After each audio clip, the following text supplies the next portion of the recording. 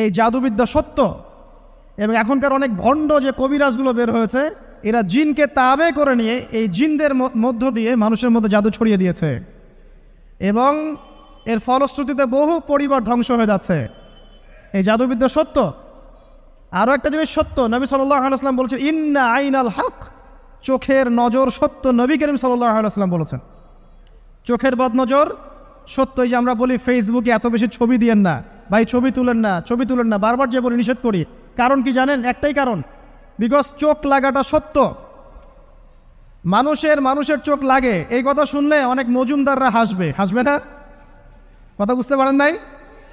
কিন্তু এটা সত্য, কারণ নবী করিম সাল্লাল্লাহু আলাইহি ওয়াসাল্লাম যা বলেছেন, সাদাকাল্লাহু ওয়া সাদাকা রাসূলুহুল কারীম, নবী যা বলেছেন, আল্লাহ যা বলেছেন, চিরায়ত সত্য। এর বাইরে কোনো সত্য আছে? আচ্ছা দেখেন, আমি বললাম যে জাদুবিদ্যা সত্য।